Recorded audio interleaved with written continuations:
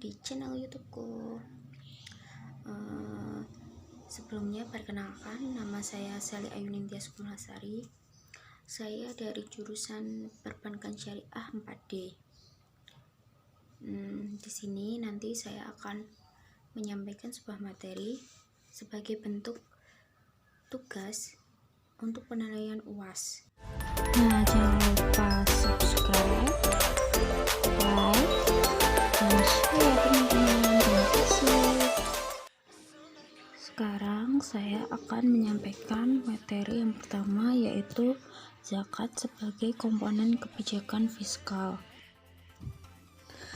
Kebijakan fiskal merupakan suatu kebijakan yang mempengaruhi anggaran pendapatan dan belanja negara. Karena instrumen yang jangan lupa adalah subscribe, dan pengeluaran like, negara. dan share ya teman-teman. Penerapan kebijakan fiskal dalam konvensional memiliki perbedaan dengan sistem ekonomi Islam.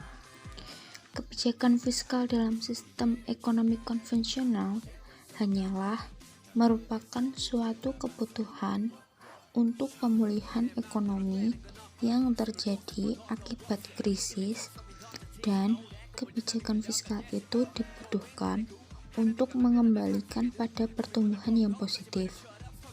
Kemudian, dalam ekonomi Islam, kebijakan fiskal merupakan suatu kewajiban negara dan menjadi hak rakyat.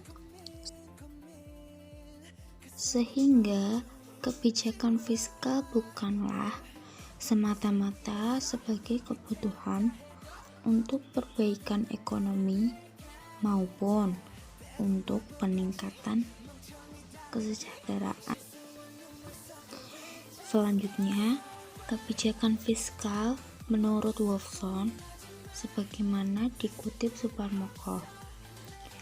Kebijakan fiskal merupakan tindakan-tindakan pemerintah untuk meningkatkan kesejahteraan umum melalui kebijakan penerimaan dan pengeluaran pemerintah, mobilisasi sumber daya, dan penentuan harga barang dan jasa dari perusahaan.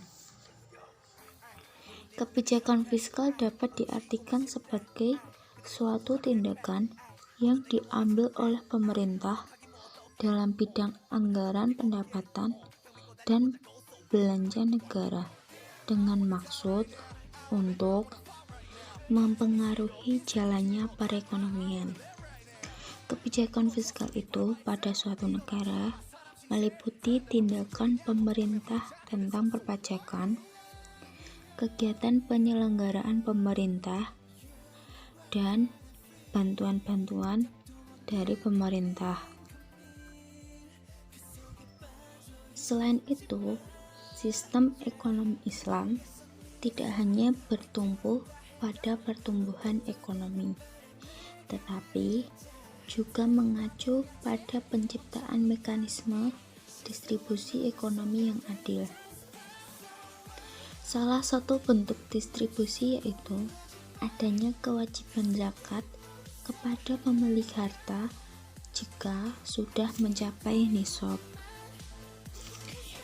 Jadi, sistem ekonomi Islam itu mengedepankan distribusi dari adanya ekonomi yang adil. Nah, pendistribusiannya itu akan didistribusikan secara merata.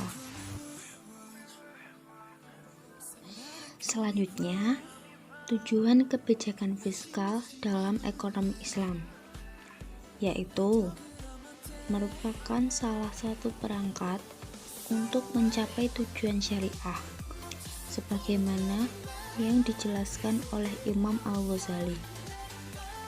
Tujuannya yaitu termasuk meningkatkan kesejahteraan dengan tetap menjaga keimanan, kehidupan, intelektualitas, kekayaan, dan kepemilikan. Kebijakan fiskal dalam Islam bertujuan untuk menciptakan masyarakat yang didasarkan pada keseimbangan distribusi kekayaan dengan menempatkan nilai-nilai material dan spiritual secara seimbang.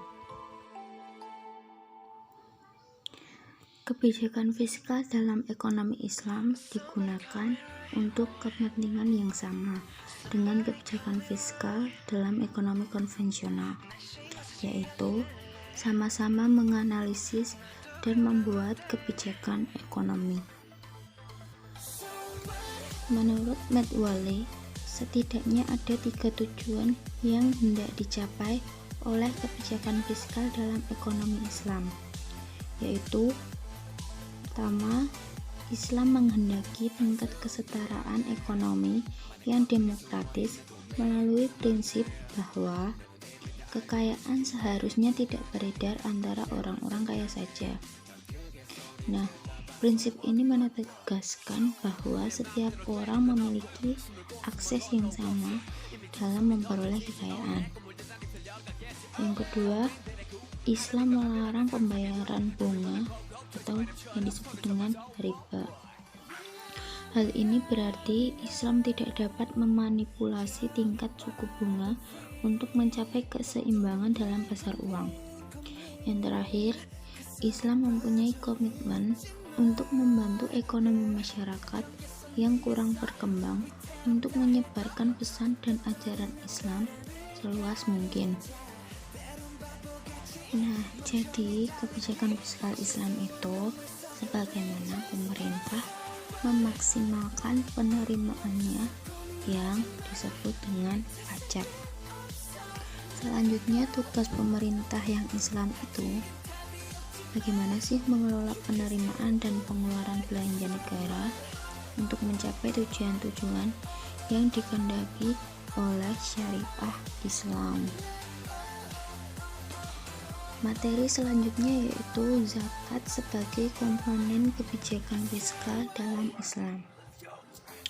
Zakat, infak, sedekah, wakaf, dan lainnya dalam Islam merupakan salah satu komponen utama dalam kebijakan fiskal Islam, di mana dilihat dari sisi fiskal, komponen-komponen tersebut memiliki unsur yang terkandung dalam kebijakan fiskal. Unsur-unsur tersebut ada yang bersifat wajib dan ada yang bersifat sukarela, di mana yang bersifat wajib merupakan zakat. Zakat itu merupakan suatu komponen yang wajib. Kemudian yang bersifat sukarela terdapat adanya sedekah, infak, dan wakaf. Tujuan zakat yakni untuk mengembangkan masyarakat yang didasarkan pada distribusi kekayaan yang berimbang dengan menempatkan nilai-nilai material dan nilai-nilai spiritual pada tingkatan yang sama. Nah, materi terakhir yang akan saya sampaikan yaitu potensi zakat sebagai komponen fiskal. Zakat bukanlah suatu kegiatan yang semata-mata untuk tujuan duniawi, seperti distribusi pendapatan, stabilitas ekonomi, dan sebagainya, tetapi juga mempunyai implikasi untuk kehidupan di akhirat. Zakat sesungguhnya merupakan instrumen fiskal Islami yang sangat luar biasa potensinya. Jika potensi zakat dilakukan dengan baik, maka akan menjadi sumber pendanaan yang sangat besar, sehingga dapat menjadi kekuatan pendorong pemberdaya ekonomi umat dan pemerataan pendapatan. Jika seluruh potensi zakat dapat terkumpul secara maksimal, Indonesia tidak harus bergantung lagi kepada pinjaman luar negeri yang berbasis bunga untuk menutup defisit anggaran belanjanya.